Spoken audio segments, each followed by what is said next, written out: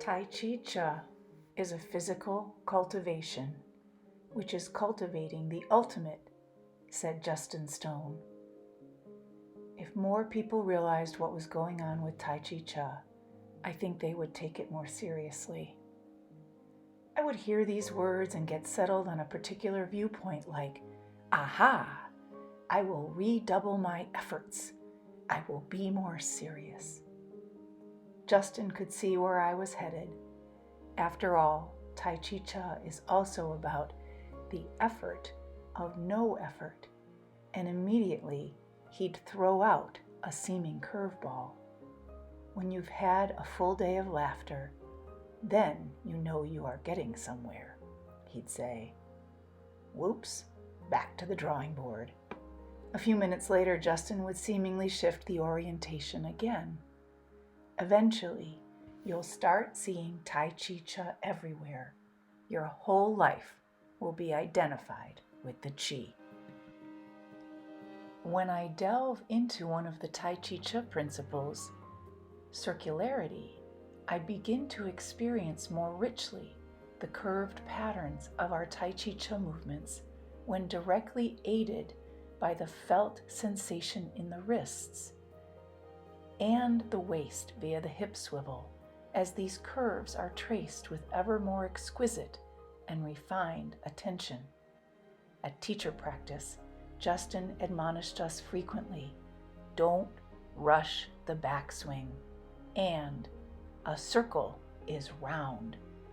To me, he was asking us to be as conscious of the second half of the movement as I was of the first half, as well as to remember the importance of not cutting off part of the circle the wrists are tracing by accidentally making a D shape.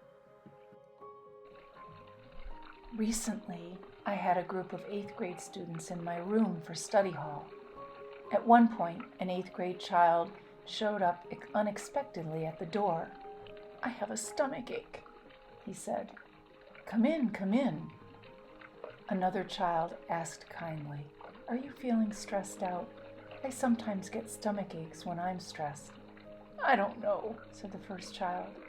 The second child continued in encouraging tones. When I get a stomach ache, sometimes it helps me to lie on my left side and bring my legs up to my chest. The first child agreed to try it. A moment later, he peeked his head up and said, I feel like a fetus. You look like a fetus, I smiled back at him. We all had a good laugh together, stomach ache forgotten. It is important to note, the child who was able to give such loving advice in this moment had only a week earlier ripped their math homework to shreds in a fit of frustration. Step by step, moment by moment, we learn to accord with this supportive chi as it moves through us, enhanced by our awareness of circularity. Practically everything in life goes around something. The power of Tai Chi Cha lies in its circularity. It's a controlled circularity, said Justin. Justin left us so many hints. Creativity and Taoism by Chang Chung Yuan is a book which Justin hailed as the most important book on his bookshelf. If you were to read one book, this would be it, said Justin.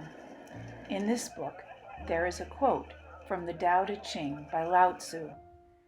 30 spokes, joined at the hub, from their non-being comes the function of the wheel.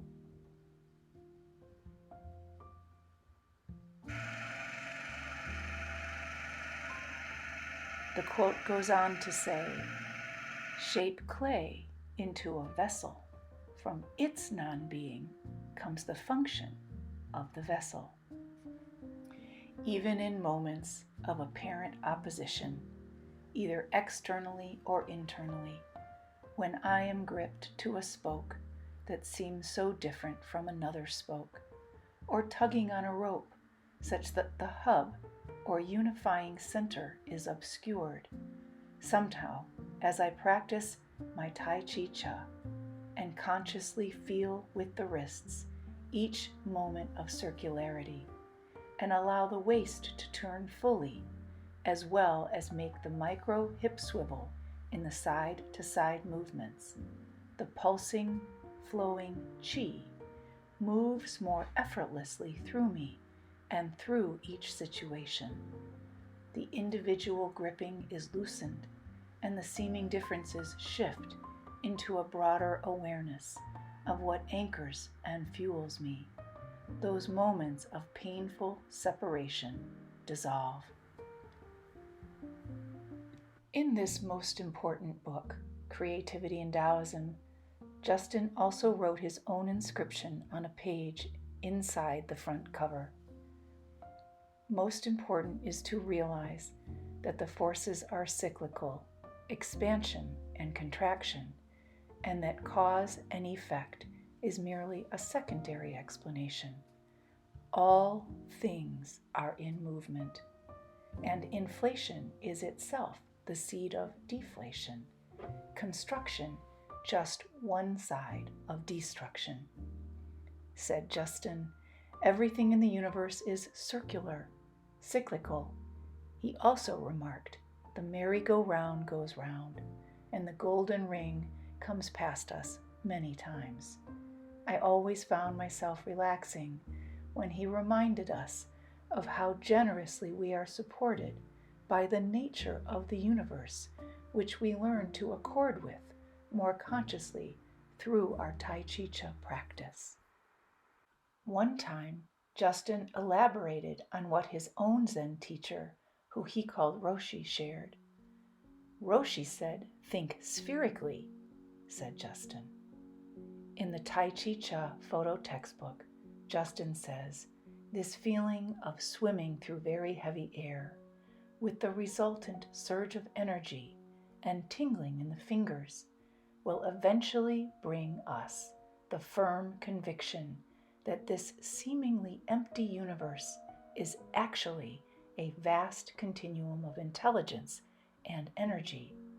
At this time, the energy appears to be flowing, and we are just shaping it. With this reminder, I realize I can become more conscious, too, of the spherical nature of the shapes we experience in our Tai Chi Cha practice. How gently can I pick up or carry these spheres? How increasingly aware can I be of the substance between the palms and the connection known as polarity as we shape the energy through each subsequent Tai Chi Cha movement? As Justin has said, Tai Chi Cha allows you to be part of, not prepare for, the universal energy. He also said, you'll never plumb the depths of Tai Chi Cha. It is an infinite practice. This fills me with great delight.